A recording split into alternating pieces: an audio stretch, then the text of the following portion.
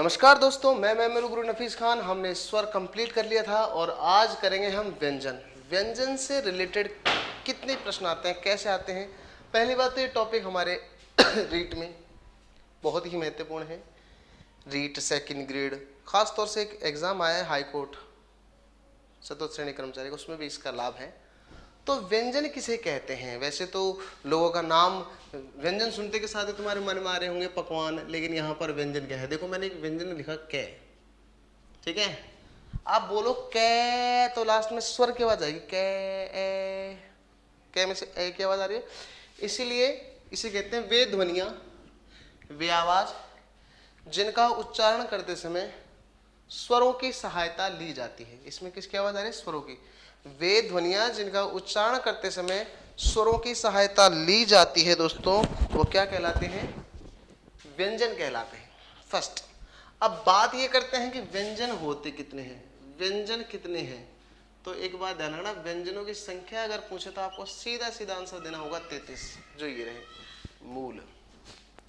संयुक्त और विकसित तो जुड़े हैं, तो अगर पूछे कुल व्यंजन कितने हैं, हर तरह के मिलाकर कुल व्यंजन, तो मेरी क्लास में आपको कुल का बहुत बड़ा महत्व है। 33 + 4 + 2 = 39।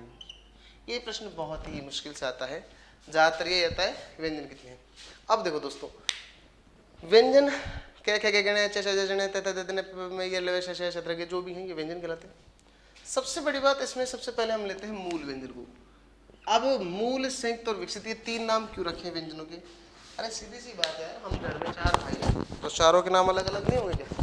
कि सबके एक ही नाम रख देंगे? सबके नाम अलग अलग होंगे। तो एक बात ध्यान रखना दोस्तों कि व्यंजनों में सबसे पहले आता है मूल व्यंजन, और मूल व्यंजन के अंतर्गत सबसे पहले मूल का अर्थ क्या होता है? मूल का शाब्दिक अर्थ होता है जड़। मूल का शाब्दिक अर्थ क्या होता है दोस्तों? जड़। और जड़ हम बनाते हैं कि अपने आप बनती है? तो प्राकृतिक देन है, तो अपने आप बनती है।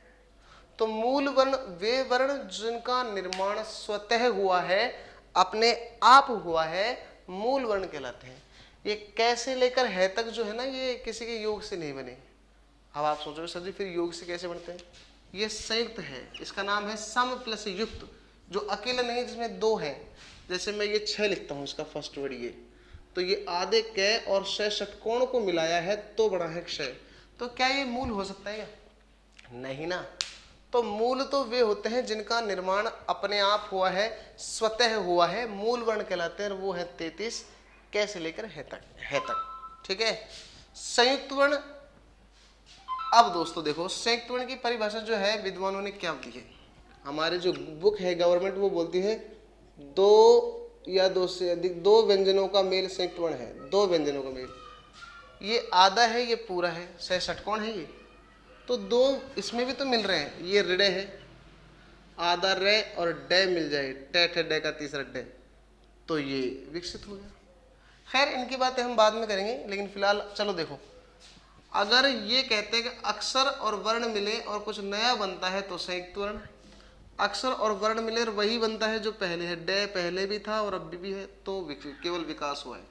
इनके बारे में हम बाद में बात करेंगे। सबसे पहले मूल वर्ण, वे वर्ण जिनका निर्माण अपने आप हुआ है, मूल वर्ण कहलाते हैं। ज्यादातर रीट से रिलेटेड प्रश्न आते हैं कि इनकी संख्याओं से रिलेटेड प्रश्न आते हैं, या फिर अंतस्थ कौन से, उसमें कौन से, ये आते हैं। तो ध्यान से सुनिए, मैं नफीस खान अलवर के मेवात क्षेत्र से रिलेटेड हूँ। हमारे यहाँ पर मेवात क्षेत्र है, कहाँ लुजारो त्वलु, मैं बताऊँ हीनार उतलुजा, ऐसे।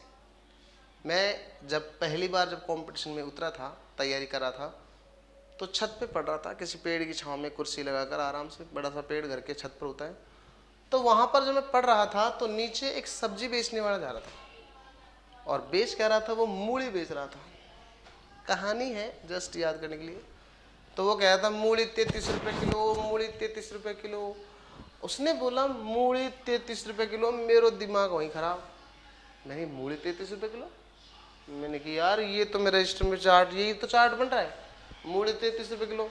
फिर मैंने उसे रोका, मैंने अंकल रुको, हमारे मेव में ऐसे बोलते हैं, कहलाला लेगो का, कह, उसने क्या बोला, कहलाला लेगो का मूली 33 रुपये किलो है। तो कह जब बोला तो कैसे लेकर है तक, मैंने कहा यार ये भी अच्छा हो गया, वो यही बोल रहा है कहलाला लेगो का, तो कह का मतलब कैसे लेकर है तक, लेगो का मूली 33 रुपये किलो। अगर आपको याद करना है तो आप किसी से भी कह सकते हो, कहलाला लेगो का मूली 33 रुपए किलो। ठीक है, जस्ट कॉमेडी बोलना मत किसी को। तो कह का मतलब कै से लेकर है तक, कह कै से लेकर है तक, मूली 33 रुपए किलो। अब यार जब मैंने देखा चलो यार पढ़ रहे हैं, मूली बैठे बैठे खाते रहेंगे, बहुत अच्छी लगती है मूली खाते हैं जब काट के उसमें नमक डाल के। तो जैसे मैं नीचे उतरा, बाहर निकला, तो मैंने मूली को स्पर्श किया। सबसे पहले क्या किया, स्पर्श किया। अब वो पता नहीं कोई कैसा व्यक्ति था, ओए मूली को है ना स्पर्श कम कर, मूली का हाथ कम लगा, सबन ने हाथ मत लगाए, मूली के स्पर्श कम कर, स्पर्श कम यानी कैसे लेकर मैं तक, क्या गणे चचा याद कर रहे हो, नहीं तो सुरा का 25 पड़ेगा। मेरे से क्या बोला था, मूली के स्पर्श कम कर नहीं तो 25 पड़ेगा। तो सामने मैंने देखा यार मेरी इंसल्ट हो रही है, काफी बॉयज गर्ल्स खड़े थे, तो मेरे को भी गुस्सा आ गया। मैंने कहा ओए मेरे अंदर भी स्थित है अंतःस्थ, मेरे अंदर भी स्थित है मेरे यार का लव। अंतस्थ कितने हो गए, 4, ये लव। मेरे अंदर भी स्थित है मेरे यार का लव। ठीक है, अगर ज्यादा बोलो तो 4 गरम गरम, उष्ण का मतलब क्या होता है, गरम गरम चाटा पड़ेगा गाल पे, फिर याद करोगे नु से है। तो इसको ध्यान रखो, मूड़ी 33 रुपए किलो, कहलाला लेगो का स्पर्श कर कम नहीं तो पड़ेगा 25। मेरे अंदर भी स्थित है यार लव, यार का लव, और 4 गरम गरम चाटा पड़ेगा से और है। इसके बाद संयुक्त कितने हैं, 4 है, और विकसित कितने हैं, 2 है। अब दोस्तों आपसे वो संख्याओं से रिलेटेड पूछ सकता है। मूल व्यंजन कितने हैं, 33, स्पर्श कितने हैं, 25, अंतस्थ कितने हैं, 4, उष्म कितने हैं, 4, संयुक्त 4, विकसित 2। अगर प्रश्न आए कि व्यंजन कितने हैं तो जवाब आएगा 33, कुल व्यंजन कितने हैं तो 39, अगर वो पूछे संयुक्त कितने हैं तो 4। ये इनकी संख्याओं से रिलेटेड प्रश्न है। और अब हम पढ़ेंगे, देखो हमने ये पढ़ लिया, ये पढ़ लिया, ये पढ़ लिया, अब इनको एक एक को डिफाइन करना है। सबसे पहले ये देखो कैसे लेकर है तक है ना, कैसे लेकर है तक, तो ये कैसे लेकर है तक ही है। सबसे पहले इसे पढ़ेंगे, फिर इसे पढ़ेंगे, फिर इसे पढ़ेंगे, ये खत्म, फिर इसे पढ़ेंगे, ये दोनों खत्म, इसे पढ़ेंगे, ये खत्म। ठीक है, तो आइए दोस्तों सबसे पहले पढ़ते हैं स्पर्श व्यंजन। स्पर्श व्यंजन, जब तक मैं इसे मिटाता हूं आप थोड़ा सा मेरे प्रश्नों का जवाब देते रहिए। सबसे पहले ये बताइए कि विकसित वर्ण कितने हैं, विकसित वर्णों की संख्या कितनी है। जी हाँ दोस्तों, विकसित वर्ण हैं 2, स्पर्श कितने हैं 25, ऊष्म कितने हैं 4, संयुक्त कितने हैं 4। और अब आते हैं स्पर्श पर। चलो दोस्तों, स्पर्श का शाब्दिक अर्थ क्या है। स्पर्श का शाब्दिक अर्थ होता है छूना। स्पर्श का शाब्दिक अर्थ क्या होता है, छूना। वे वर्ण जिनका उच्चारण करते समय मुख अवयव आपस में एक दूसरे को स्पर्श करें। अब स्पर्श व्यंजन का शाब्दिक अर्थ छूना होता है, तो मुख अवयव कौन कौन से हैं, कंठ, तालु, मूर्धा, दंत और ओष्ठ। देखो दोस्तों ये 6 मुख अवयव हैं, कंठ, तालु, मूर्धा, दंत और ओष्ठ, ये 6 मुख अवयव हैं। 5 है, सॉरी, ये 5 मुख अवयव, कंठ, तालु, मूर्धा, दंत, ओष्ठ। अब इनको समझिए पहले। कंठ क्या है, कागला, हमारे अंदर एक कागला सा है। तालु ये ताड़वा, जहाँ पर देसी घी के लड्डू चिपकते हैं। मूर्धा हमारे ये ऊपर के दांत है, ये इनके अंदर यहाँ कुछ दाने दाने से हैं जी, फिर उसे कहते हैं मूर्धा। ये दांत हो गए, ये ओष्ठ हो गए। ठीक है, 5 मुख अवयव हैं। तो अब बात करते हैं, देखो एक इसको मैं पढ़ा रहा हूँ, खत्म होने के बाद मैं आपसे 4 प्रश्न पूछूंगा, थोड़ा ध्यान से सुनना। जब आप कै की लाइन बोलोगे कै खे गै, तो आपके जीभ का पिछला हिस्सा, हलक वाला हिस्सा आपके कागले को टच करता है, कंठ को, तो निकलेगा कै की पूरी लाइन, कै कै गणे। जब आप च बोलोगे, एक बार च बोलो, च, तो जीभ का ये हिस्सा तालवे को टच कर रहा है, च, नहीं तो आप जीभ को पकड़ लो एक बार नीचे, और फिर च बोलो। जब तक जीभ ऊपर उठेगी नहीं, च निकलेगा नहीं, दबा लो जीभ को, है नहीं निकलेगी। इसलिए जब आप च बोलोगे, च छ जय जने की पूरी लाइन किसको टच करेगी, तालु को। आप बोलो मूर्धा, टे ठे, जीभ ये है मूर्धा के टके, टे बोलते हैं तो झटके के साथ नीचे आती है। तो जब ऊपर के दांत के अंदर जो दाने दाने से वहां अड़ती है जीभ और झटके से नीचे आती है, तो आवाज आती है टे की। जब आप ते थे दे धे ने बोलोगे तो आपका जीव दांत को टच करता है, ते थे दे धे ने। तो ये हो गया कौन सा दोस्तों, ते की लाइन, ते थे दे धे ने। जब आप पे फे बे भे में बोलोगे तो आपके दोनों होठ एक दूसरे को स्पर्श करेंगे, पे फे बे में। ये तो हो गया इनकी स्टार्टिंग वर्ड। अब रीट L1 वाले खासतौर से देखें तो वो पढ़ाते हैं, हमारे एक पठन सूत्र आता है रीट शिक्षण विधि में, पठन सूत्र से प्रे पू से, सर्वेक्षण, प्रश्न, पुनरावृत्ति और समीक्षा। सर्वेक्षण, प्रश्न, पुनरावृत्ति और समीक्षा। ये है SQ क्वेश्चन R², ठीक है। रिसाइट और रिसाइड। तो ये ध्यान रखना, ये इंग्लिश में, ये हिंदी में है। ये क्या है, पढ़ाते समय हमें ये पठन क्रम रखना है। सबसे पहले हम करते हैं सर्वेक्षण। जो बाकी जो बच्चे हैं रीट के अलावा वो भी थोड़ा ध्यान दें क्या कहना चाह रहा हूँ। जब हम टीचर बन जाते हैं तो बच्चों को पढ़ाते हैं कै कबूतर। तो क्या सही है कि कै कबूतर, तर नहीं होता, क्योंकि सर्वेक्षण करो कबूतर होता है। मन में प्रश्न भी तो पूछा, क्या सही है। फिर हमने पुनरावृत्ति करी, फिर से बोला कै कबूतर, समीक्षा की। ऐसे ही सब में करना है, कै कबूतर, खे से खरगोश। एक तो ध्यान रखना दोस्तों, खरगोश जब आप बना रहे हो तो ये जो खे है ये जुड़ना चाहिए, इसमें ऐसे टच करना चाहिए। कै कबूतर, खे खरगोश, और गे से क्या, गाय मत कर देना। गे से होता है गमला, गे से घड़ी, और इसे क्या कहते हो आप, खाने खाली बोलते हो, नहीं, इसे हम कहेंगे अंग। अंग, गे में भी आधा। अगर आपने पूरा बोल दिया अंग तो ये तो है अंग, ये है अंग, अंदर ही रहता क्या, ये ध्यान रखना। जो टीचर इसे कहते हैं अणे खाली, उसका दिमाग खाली। मैं सिद्ध कर दूंगा कैसे है अंग, अभी करूंगा, पहले सुन लो। चे को बोलो, चे से चम्मच, छे से छाता। एक तो छे में ऐसे रे मत बाहर निकालो, इसको यहीं रहने दो और डंडा यहाँ जोड़ दो। छह चम्मच, छह छतरी, जैसे जहाज, जैसे झंडा। और इसे कहते हैं क्या दोस्तों, अणे खाली नहीं बोलते, इसको बोलते हैं अन्न।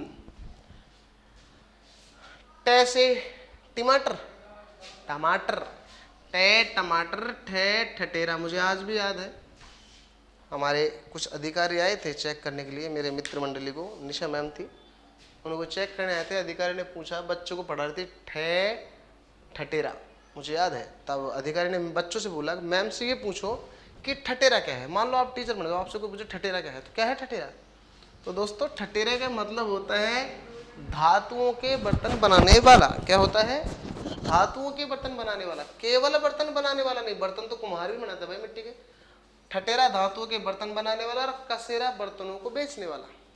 टे टमाटर, ठे ठटेरा, डे से डलिया, डलिया मतलब फूलों की टोकरी, और अगर याद ना हो तो डे से डमरू कर दो।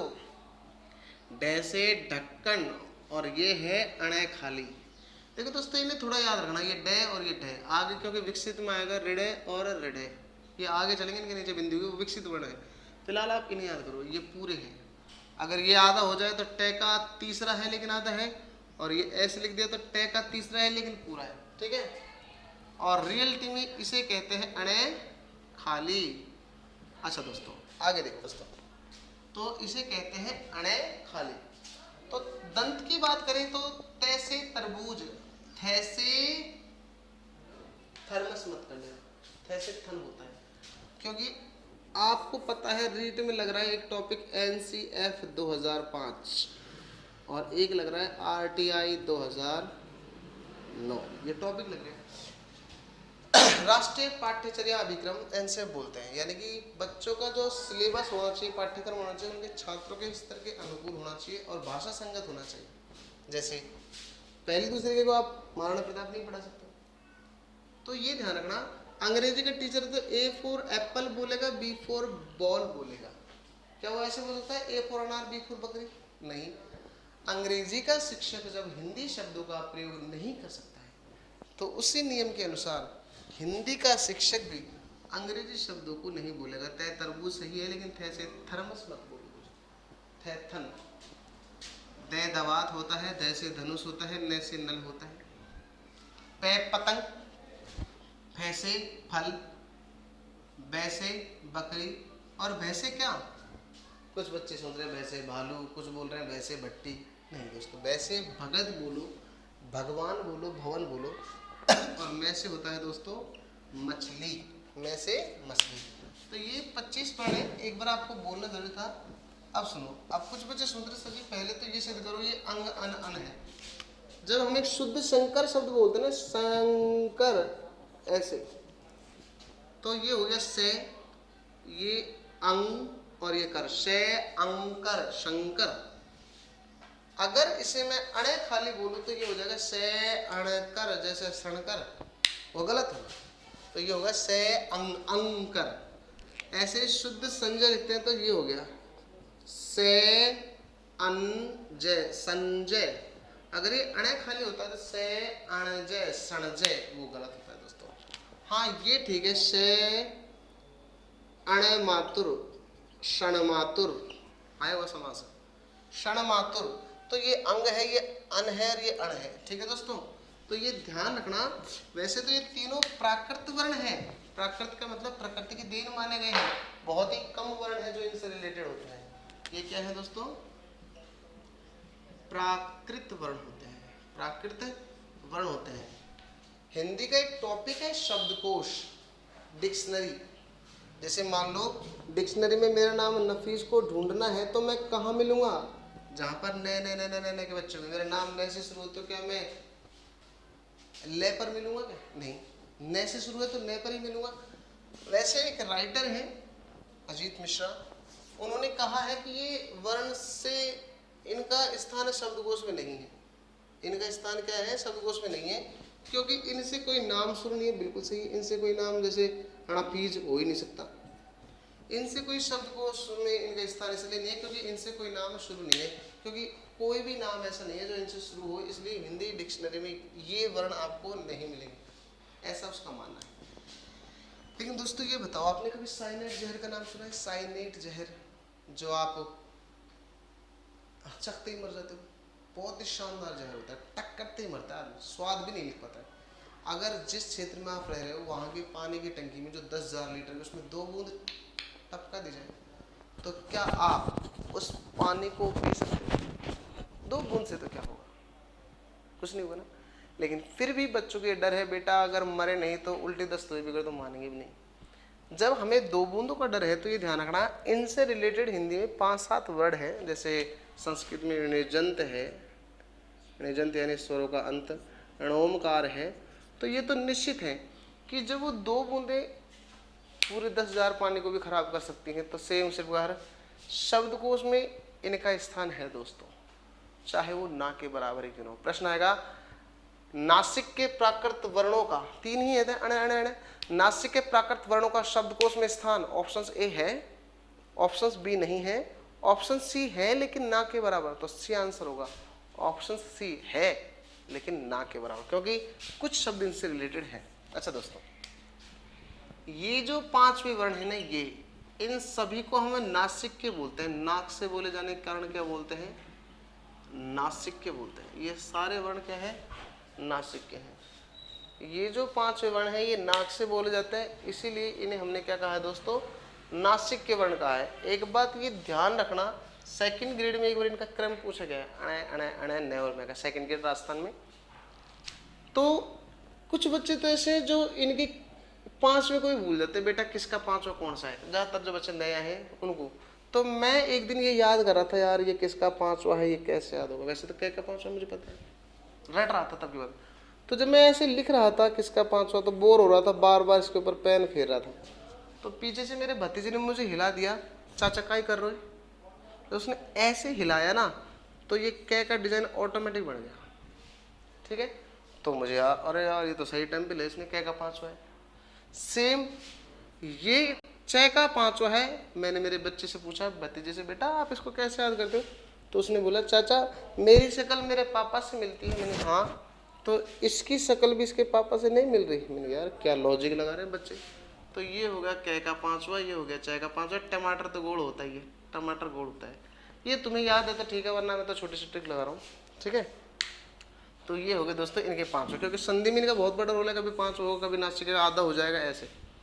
तो ये हो गए नासिक के वर्ण, ठीक है। अब सुनो, बूढ़े बड़े जो होते हैं, वैसे तो पटवार में प्रश्न आया है कि यदि किसी व्यक्ति के दोनों होठ ना हो तो कौन सा वर्ण वर्ग नहीं बोल पाएगा, तो वो पे वर्ग नहीं, होठ ही ना है तो बेचारा पे कहाँ से बोलेगा, आ ये ओ ये ऐसे बोलेगा। तो अगर किसी के होठ नहीं है तो वो पे नहीं बोल सकता। सेम उसी प्रकार अगर कोई ये पूछ ले किसी के दांत नहीं है तो तैथे ददने कैसे बोलेगा। इतना मैं पढ़ ही रहा था कि मेरे नानी घर पे आ गई और नानी के दांत नहीं थे, तो मैंने बोला नानी तैथे दद बोल, तो नानी ने बोला तैथे ददने, तो मुझे दिक्कत आई, क्योंकि बाद में पता लगा कि जो व्यक्ति दांत नहीं है वो किसका सहारा लेते हैं, मसूड़ों का। और मसूड़ों को क्या बोलते हैं, वे रे तय से ये, इसको बोलते हैं वर्तस्य। अगर मान लीजिए तय पूछ लिया जाए या फिर न पूछ लिया जाए, क्या ये दंत वर्ण है, और दंत अगर विकल्प में नहीं दे रखे तो इसका मतलब वो किसको पूछना चाह रहा है, वो वर्तस्य को। तो ये सभी वर्ण वर्तस्य वर्णों की श्रेणी में आते हैं। अगर मान लीजिए पूछ ले थ वर्ण है, कंठ तालु दंत वर्तस्य, तो पहले माना जाएगा दंत, क्योंकि दंत है तो वर्तस्य, दांत है तो मसूड़े की जरूरत क्या है। और अगर पूछे थ वर्ण है कंठ तालु मूर्धा वर्तस्य, तो पहले क्या आएगा, वर्तस्य। ठीक है दोस्तों, तो ये ध्यान रखना, ये हो गए वर्तस्य वर्ण। वर्तस्य का शाब्दिक अर्थ मैं बता देता हूँ। वर्तस्य का मतलब होता है मसूड़े। क्या मतलब होता है, मसूड़े को संस्कृत में क्या बोलते हैं, वर्तस्य। ठीक है, नासिक के 5 हो गए, वर्तस्य कितने हो गए, 5 ही है, वर्तस्य 5 हो गए। इसमें जो ये वाली लाइन है ना, ये वाली लाइन, ये वाली, इसको विद्वानों ने कहा है स्पर्श संघर्षी, स्पर्श संघर्षी। ठीक है, स्पर्श संघर्षी का है, क्यों, क्योंकि जब आप चय बोलोगे चय तो बहुत ही कम मुंह खुलता है, चय ना के बराबर। ठीक है, चय, और अगर आपके सांस ज्यादा निकल जाए चय चय, तो आपको बोलने में थोड़ा संघर्ष करना पड़ेगा। इसलिए ध्यान रखना दोस्तों, स्पर्श संघर्षी चय वर्ग को कहते हैं। एक प्रश्न आया था 1 2 3 4, स्पर्श संघर्षी वर्णों की संख्या कितनी है, तो 1 2 3 4, वैसे तो 5 है लेकिन विकल्प में 5 नहीं है तो क्या है, 4। लेकिन कई विद्वानों ने इसको फिक्स मान लिया 4 होते हैं। नहीं दोस्तों, अगर विकल्प में स्पर्श संघर्षी पूछा है और 5 भी विकल्प में है तो पहला आंसर 5 रहेगा, लेकिन ज्यादातर ऐसा कम किया जाता है, 5वां नहीं आएगा विकल्प में, तो आप क्या करना है, 4। स्पर्श संघर्षी कितने हैं दोस्तों, 4। नासिक के कितने हैं, 5। अणनम प्राकृत कितने हैं, 3। ठीक है, ये वर्तस्य है। अब हमारे प्रश्न कैसे आते हैं, पिछली बार रीट में आया था च का उच्चारण स्थल क्या है, तो सीधा सीधा क्या है, तालु। ये छोटा सा स्टैंडर्ड, वो पूछेगा दे क्या है, ते थे दे दांत से हट रहा है तो दंत वर्ण हो गया, पे ओष्ठवर्ण हो गया, ऐसे पूछता है उच्चारण स्थलों के आधार पर। लेकिन अगर आप थोड़े अच्छे लेवल की नेट जेआरएफ जैसे लेवल की तैयारी कर रहे हो तो एक बार थोड़ा सा देख लो, कोई दिक्कत नहीं है। अगर मैं ये पूछूं कि स्पर्श वर्ण में मैं ये नासिक के वर्ण को हटा देता हूँ, ग्रुप को हटा दिया, तो कितने बचे, 4 4 8 4 12 4 16 4 20, तो कितने बचे, 20। और हाँ दोस्तों, ये दाएं से बाएं और ऊपर से नीचे 5 होने के कारण 5 5 5 का स्क्वायर हो गया, ये टोटल कितने हो गए, 25। इसीलिए स्पर्श कम कर, नहीं तो पड़ेगा कितना, 25। ये वर्ग बनने के कारण इनका एक नाम और है वर्गीय व्यंजन। अब पेपर वाले को अगर फेल करना होगा तो वो पूछेगा निम्न में से स्पर्श वर्ण के संबंध में कौन सा कथन सही नहीं है। ऑप्शंस ए, स्पर्श वर्ण में वर्णों की संख्या 25 है, बिल्कुल सही है। कभी कभी वो 24 मानता है, खाड़े को हटा देता है, लेकिन विकल्प में 25 है तो 25, 25 नहीं है तो फिर 24। ठीक है, ऑप्शंस ए, स्पर्श वर्ण की संख्या 25 है, बिल्कुल 25 है। स्पर्श वर्ण के अंतर्गत उच्चारण स्थलों की संख्या 5 है, बिल्कुल सही है, ये उच्चारण स्थल 5 है। दे वर्तस्य वर्ण है, बिल्कुल वर्तस्य वर्ण है। फिर वो बोलेगा कि प्राकृत वर्णों की संख्या बे है, नहीं। प्राकृत कौन है, अणे अणे अणे। देखो दोस्तों, री में स्वरों में एक री प्राकृत था और स्पर्श में 3 ही हो गए, अणे अणे और अणे। जब आप मेरी पूरी वीडियो देखोगे तो आपको कितने प्राकृत मिलते हैं, इसलिए आप थोड़ा ध्यान से देखना। अभी तो कितने हुए, 4, स्पर्श तक 4 हो गए, टोटल प्राकृत कितने हैं आपको ये देखना है, ठीक है। फिलहाल देखो मैं ये कहना चाह रहा हूँ दोस्तों कि अगर मैं स्पर्श में नासिक के हटा दूं तो बचे कितने 20। अगर मैं कह दूं स्पर्श वर्णों में से प्राकृत हटा दिए तो नासिक के कितने बचे, ये स्पर्श वर्ण है 25 के 25, इसमें से मैंने ये 3 प्राकृत हटा दिए तो नासिक के कितने बचे 2। अगर मैं ये कहूँ स्पर्श वर्ण में से मैं नासिक के हटा देता हूं तो वर्तस्य कितने बचे 4। ऐसे प्रश्नों से मिलने के लिए आपको कमेंट्स बॉक्स में अपने नंबर डालने होंगे और प्रश्न आपके व्हाट्सएप पर पीडीएफ और थ्योरी दोनों मिल जाएगी, मतलब एक्सरसाइज भी मिल जाएगी और थ्योरी मिल जाएगी, जैसे आप चर्चा होगी। तो ये है हमारे स्पर्श वर्ण। अगली वीडियो में हम अंतस्थ और ऊष्म वर्णों को पढ़ेंगे। आज के लिए इतना ही काफ़ी है। धन्यवाद।